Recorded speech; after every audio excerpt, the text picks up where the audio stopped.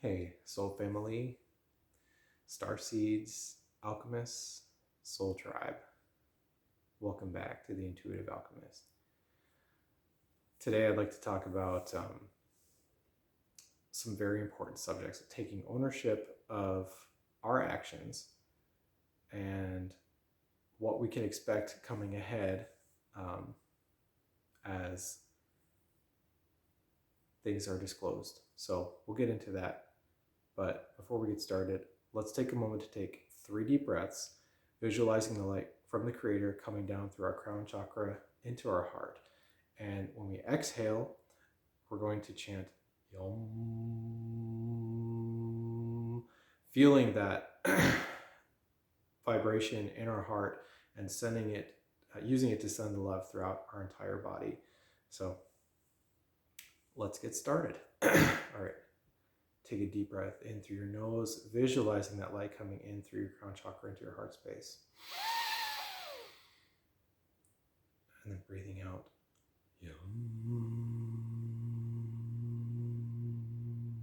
Sending that beautiful love and light to your whole body. Every part of it with gratitude. Once more, breathing the light in through your crown chakra. Down into your heart, breathing out.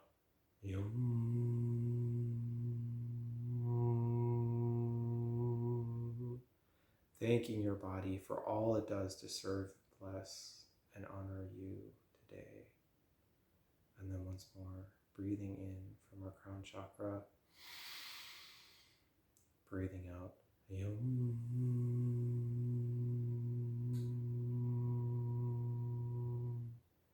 Feeling that love deep in our heart reverberate throughout our entire being, through all of our physical being and all of our multidimensional bodies as well, filling the space around us, providing us with an aura of protection, love, and peace.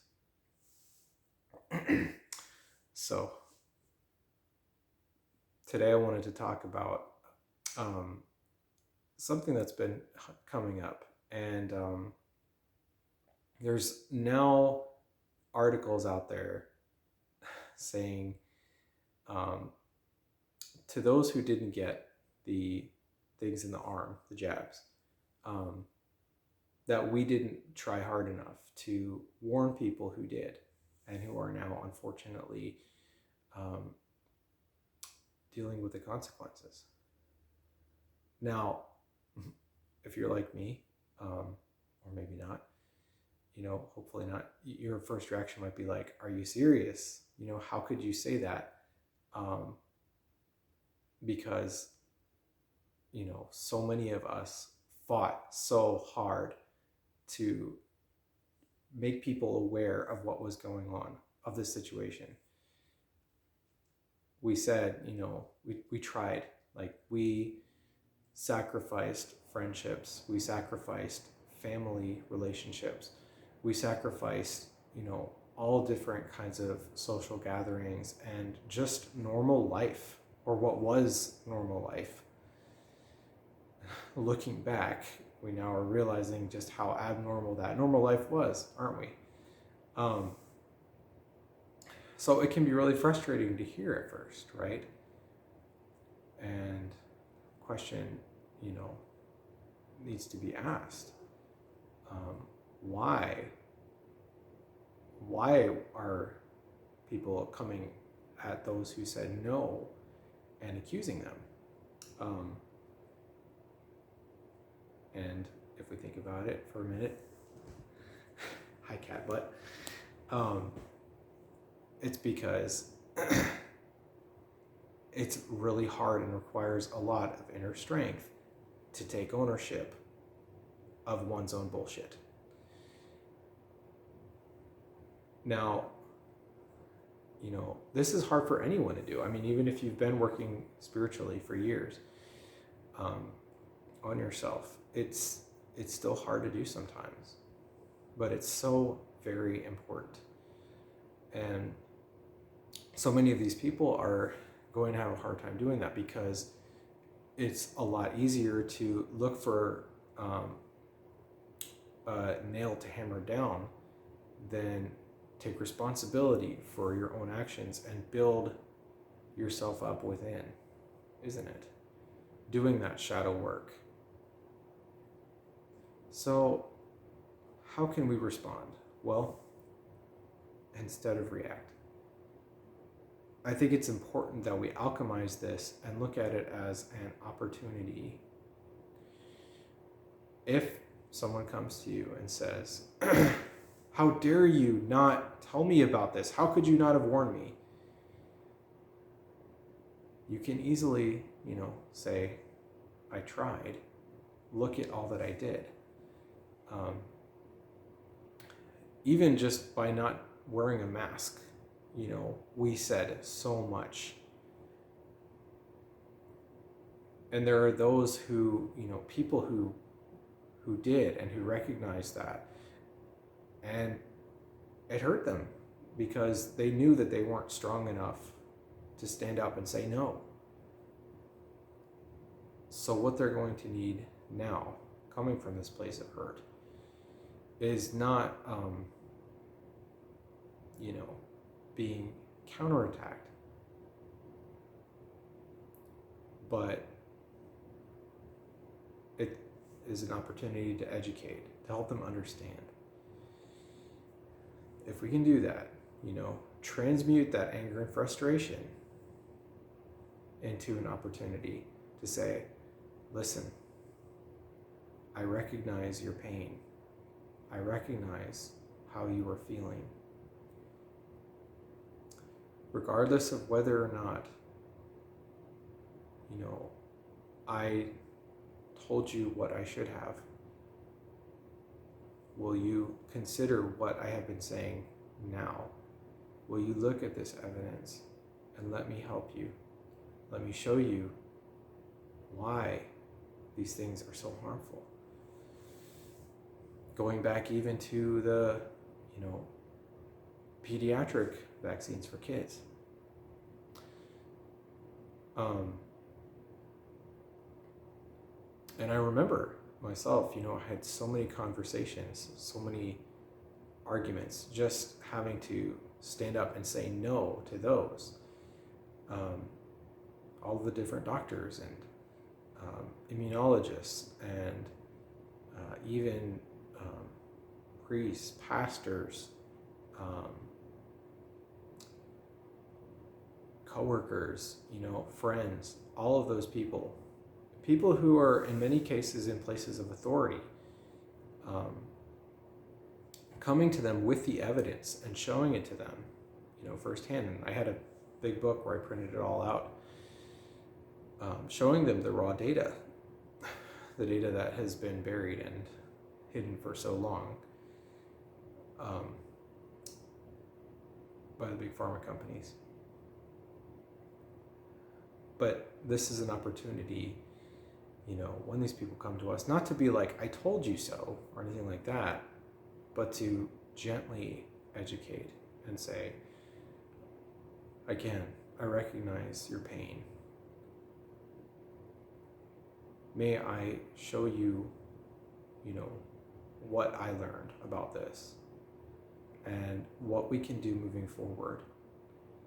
What steps we can take to mitigate the effects of these things. I know that there are some things out there like detox baths, ionizing foot baths,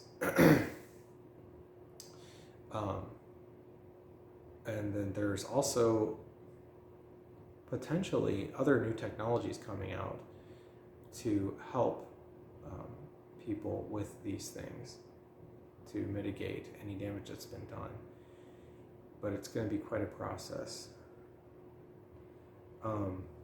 Now, I wanted to talk about something real quick called the 100 monkey effect too, because one of the biggest problems with mind control is that, if you can get enough people to do something in a group, other people will start doing it as well. And at one level, this is just observed, learned behavior and peer pressure. But there's also more to it than that. So I'm going to read a passage from The Ancient Secret of the Flower of Life, Volume 1, by Drevalo Melchizedek. And he talks about this study in Japan called The 100th Monkey Concept. And you might have heard about the book called The 100th Monkey by Ken Keyes, or perhaps the earlier book of Lyle Watson, Lifetide, The Biology of the Unconscious, who describes a 30-year scientific research project on the Japanese monkey, Macaca fuscata. I think I got it right. The island of Koshima, Japan, has a wild colony, and the scientists were providing them with the monkeys with sweet potatoes dropped in the sand. The monkeys liked the sweet potatoes, but not the sand and dirt. An 18-month-old female they named Emo found she could solve the problem by washing the potatoes. She taught this trick to her mother. Her playmates also learned this new way, and they taught their mothers too. Soon, all the young monkeys washed their sweet potatoes, but only the adults who imitated their children learned this behavior. The scientists recorded this event between the years of 1952 and 1958. Now here's where it gets interesting. Then, suddenly, in the autumn of 1958, the few monkeys doing this on the island of Koshima reached a critical mass, which Dr. Watson arbitrarily placed at 100, and bingo, almost every monkey on the island started washing its potatoes without any further influence. If it had happened on only that one island, they probably would have figured out there was some form of communication and looked into it. But simultaneously, the monkeys on the surrounding islands also started washing their potatoes. Even on the mainland of Japan, in Takasakiyama, the monkeys were washing their potatoes. There was no possible way these monkeys could have communicated by any way we know. It was the first time that scientists had ever observed anything like this. They postulated that there must have been some kind of morphogenetic structure or field that stretched across these islands through which the monkeys were able to communicate. And it goes on to talk about the 100th human effect. Many people thought a lot about the 100th monkey phenomenon. Then, a few years later, a scientific team from Australia and Britain wondered if human beings possessed a grid similar to the monkeys. They did an experiment. They made a photograph that had hundreds of human faces within it, little ones and big ones, faces in the eyes. Everything was made up of these faces, but when you first looked at it, you could see only about 6 or 7. It took training and effort to see the other faces. Usually, someone had to first point out where they were. These people took their picture to Australia and conducted a study there. They selected a certain number of people from a spectrum of the population, then showed each of them the picture, giving them a certain length of time to look at it. They held the photograph up to someone and said, "How many faces do you see in this photo?" During the time the subjects were given, they would generally come up with 6, 7, maybe up to 9 or 10 faces. Few people saw more. When they had gotten a few hundred people as their basic sampling and recorded accurately what had been observed, some of the researchers went to England on the other side of the planet and showed the picture on a closed cable BBC television station that broadcast only to England. They carefully showed where all the faces were, every single face. Then, a few minutes later, other researchers repeated the original experiment with new subjects, different people, in Australia. Suddenly, these different people could easily see most of the faces. From that moment, they knew for certain that there was something about humans that had not been known. Now, the Aborigines in Australia had known about this unknown part of us for a long time, unknowns in quotation marks. They knew that there had been an energy field connecting people. Even in our society, we've observed that somebody on one side of the planet would invent something very complex at the same time that someone on the other side of the planet was inventing the same thing, with the same principles and ideas. Each inventor would say, You stole that idea from me. It was mine. I did it first. This has happened many, many times, stretching back for a long time. So after this Australian experiment, they began to realize that something very definitely connects us all. So, great book if you haven't read it. Highly recommend it. What I'm getting at is the programming has been, used to take advantage of our interconnectedness through the morphogenic field, through quantum consciousness for so long. And if you haven't seen it, I shared how I had an experience where I, had a near passing and felt and saw all of these different souls connected by threads of light and just breathtakingly incredible golden web. Anyway, my point is the programming has been used to control us for so long. But now we can take it the other way. Now we can use the 100th monkey effect to help free each other. Because the more people that start to wake up, and it's already been happening, I mean, we're here talking about it right now, aren't we? But the more of us that wake up, the more others will start to wake up and be able to be free. And hopefully take ownership and do that inner work. And that even gets to, something I'm hoping we'll see more of in the truth community, because someone predicted that there would be a lot of division starting around December, and there has been. And it makes me sad. It's hard to see. Now, I fully recognize that, we need to have our boundaries.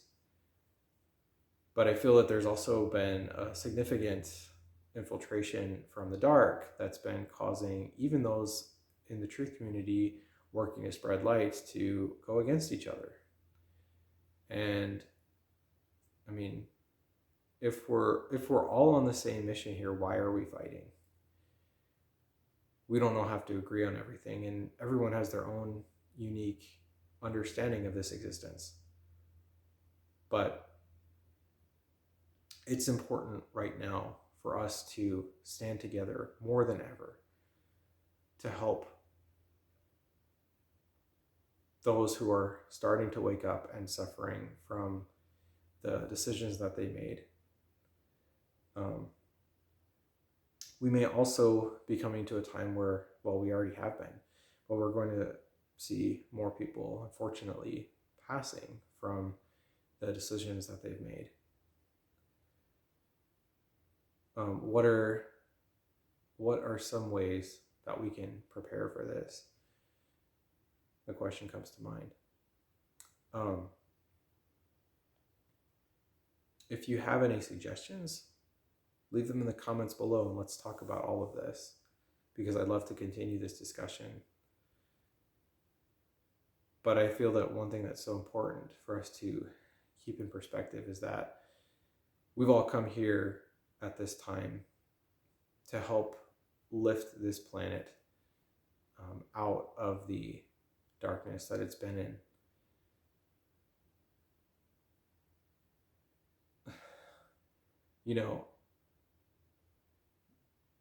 If someone were to ask us what we like to do for fun, we could say, well, I like to incarnate into nightmarish prison planet realities to help create heaven on earth. And for some of us, their soul contract has them passing at this time because either they learned the lessons that they needed to learn and they are moving on to do other things. They're also here to teach, or they're also here to teach us and help us in this time, learn from these experiences, and learn how to have grace for those who have made those decisions that have caused so much pain to themselves and others. Because we're all connected, and it's absolutely essential right now.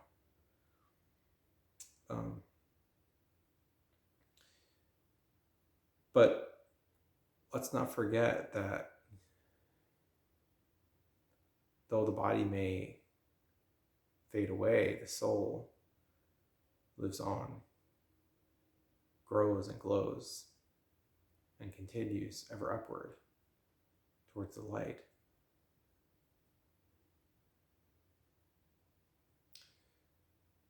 I wanted to pull an oracle card, so I did, and just happened to get this one, which is called Visions of Life Beyond Death. And I'll read the description of it here before we wrap up.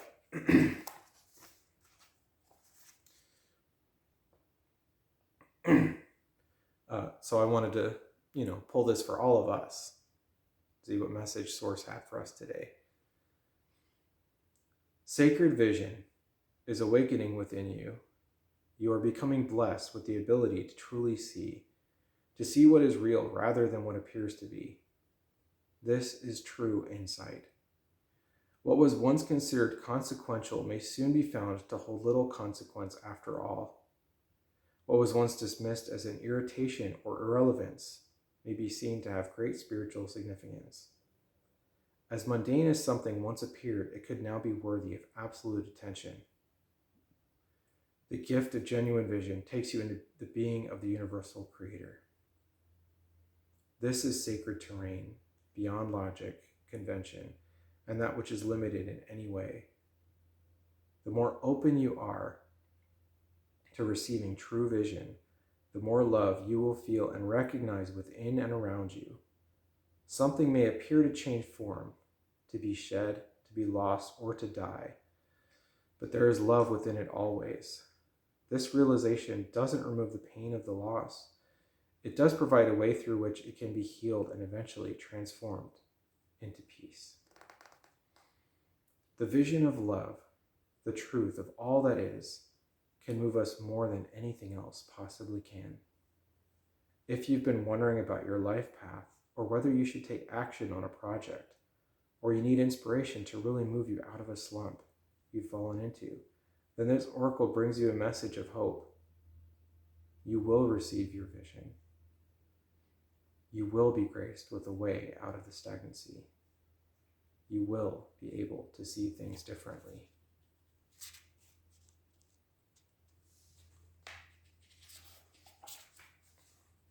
And more accurately, any confusion or uncertainty you have felt is going to pass you, and you will be left with clear insight.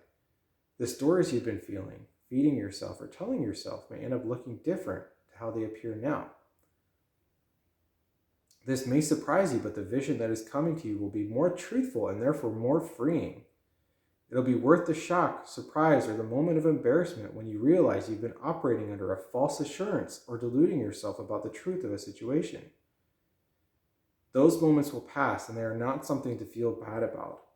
They signify that you are leaving behind a smaller view for a more expansive one. They are a sign that you have outgrown your old vision in order to live in a bigger one. This is good. There might be a moment when your ego feels a bit dented, but sure enough, that too will pass. This oracle comes with additional guidance for you. You are watched over by life and held in protection. Whatever has been bothering you will not be able to harm you. You will prevail. If you are concerned that someone is getting away with something or blocking your path, and it seems there is nothing you can do about it, don't worry. The all-seeing eye of life perceives everything without exception. It is the universal mother with eyes not only in the back of her head, but in every living cell of life itself. She misses nothing, and the truth of her vision will always be met with justice, mercy, and wisdom. This oracle is also asking you to shift your perspective and look at an issue of concern a little differently. If you don't know how to do this, simply add the following statement to the end of the healing process below. I call upon the universal eye to show me the most helpful way to see the situation of concern now. In shifting how you look at things, the energy in what is beheld changes. You can see this with people. When you shame and judge someone, they react differently to when they are loved and encouraged. They may succeed nonetheless, but the journey to that success will be different. Looking at something through the eyes of love rather than fear can help us find our way more quickly, easily, and enjoyably. This oracle comes with the additional message that your ability to perceive is expanding into truth. Your ability to be inspired and see the light in all things is unfolding. It must be nourished in your heart with loving acceptance because you are going to help others through your vision, your art, and how you choose to be in the world. The healing process below will help you accept and anchor this developing gift. Say aloud. I now release any fear I have associated with seeing truth. With seeing beyond the veil of illusion,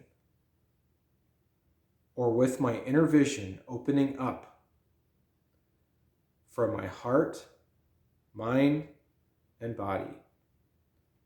I release any wounding I have received in relation to what I have witnessed at any time, especially where it is based in the fearful responses of others. I ask that my vision be restored to its fullness through compassion and unconditional love. So be it. Close your eyes. Take a deep breath in through your nose from the top of your head. Imagine love pouring down from the universe straight into the top of your head, reaching behind your eyes into your third eye, feeling really, really good. When you've had enough of this, simply open your eyes and imagine you can breathe or exhale any excess energy gently out through them. Then you have finished your healing process. I feel like that oracle perfectly summarizes what we were talking about. And may this message bless and serve you. If it resonates and if you'd like to share how you feel about this, please feel free to do so. Again, below in the comments, let's talk about it. I'm also going to link my Telegram and my Telegram chat. So if you want, we can chat there as well. I'll be doing some more interviews and videos in the near future, so stay posted and look forward to it. But for now, know that you are loved, you are appreciated, you are one with the Creator of all, with the light that shines in all of us and connects all of us. We are all one. We are all one family, one star family, connected by golden rays of light. And I, for one, am honored to be here with you at this time.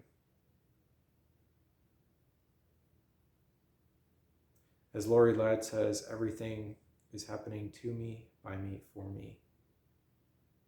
All of this is for our highest good and growth. And there is so much good to come in the near future. Aren't we blessed to have each other to make it happen together, to support and grow with? I feel like I am. How about you? I love you all so much, and I'm so grateful for you watching this. I hope it served you and blessed you and helped you today. The light of infinite creator be with you, watch over you, protect you.